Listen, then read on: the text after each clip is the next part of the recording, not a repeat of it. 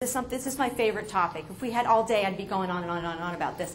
But how do you get more business? You're positioned. You've got your position, you've got your bathtub. You've asked them questions. You know what they want. You're serving them with what they need. Now, how are you going to get to that market? How are you, everywhere they go, everywhere in that bathtub, everywhere they go, everywhere they see, your face has to be present. You have to be there. Like the sponsors here who were so brilliant at being here. By the way, Southwest was a nice airline.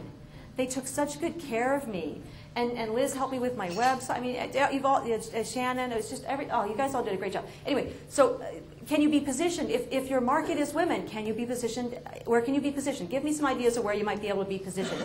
You could be in a magazine. You could be in a magazine, right? Advertising for small business is very expensive. I don't recommend that. But you might be able to write an article for a trade publication. Where else could you be positioned? Let's say your market was, we talked a little, small business. Your market was small business like Liz. Where could you be positioned? At the chamber. At the chamber, perfect, very well done. Where else could you be positioned? Yeah. Where else could you be visible that would help people know that you exist? Right? Other committees. Right, exactly. Could Entrepreneur, you could write an article and see if Entrepreneur Magazine would buy it. Why not? A lot of the smaller trade publications are desperate for articles, and that's something that they really look for. And you can become an expert in the field simply by beginning to write a book or write an article or do something, or write a white paper, something that talks about what's going on in that pond, that industry right now that people might be able to track after. Okay? The first thing is that most of business, especially in small businesses, is done through numero uno, networking, right? If you don't, you have to find a form of marketing that you like, that you're going to do anyway.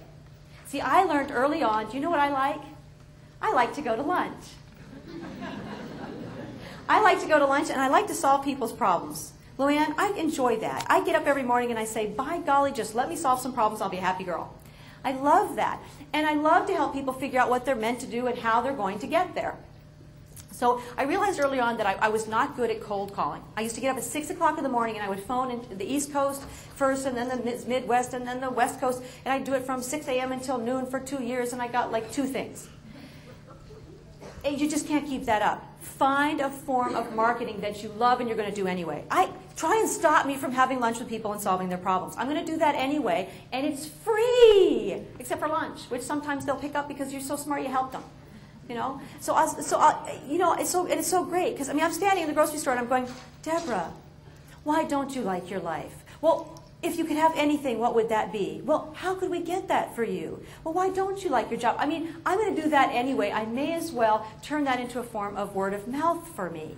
So what I figured out was after 10 or 12 years of going to lunch a couple of times a week and showing people how smart I was, they started telling everybody they knew I was smart. It was so great.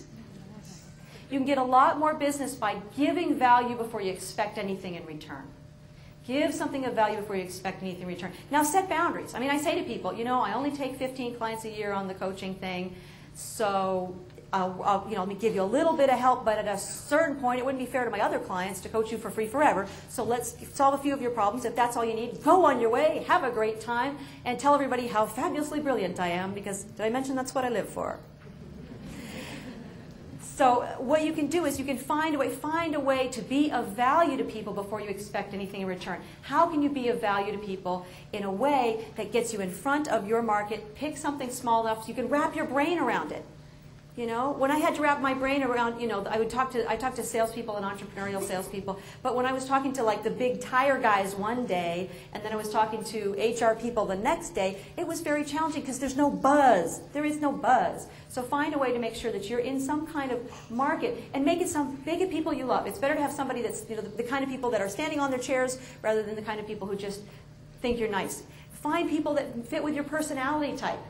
I found that, you know, the Myers-Briggs stuff, anybody heard about that? DISC method, anybody heard of that one? What I found is that if you match yourself up with clients with a similar personality type, you tend to get along better.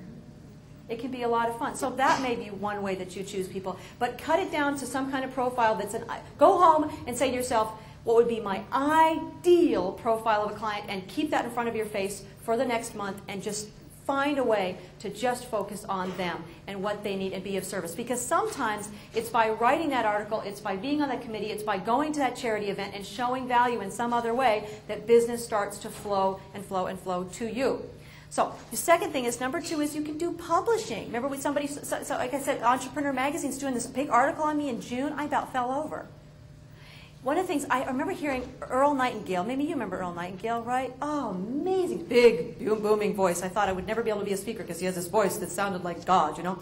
And he had this big voice, and he said, if you read 30 minutes a day, in 3 to 5 years, you'll be a nationally known expert. It doesn't matter. You can be male, you can be female, you can come from an economically poor background, anything. 3 to 5 years, you read 30 minutes a day on your field, you're going to know more than anybody else because nobody does that. You know the average American reads less than a book a year. How do you read less than a book a year? You get to page like 42 and stop?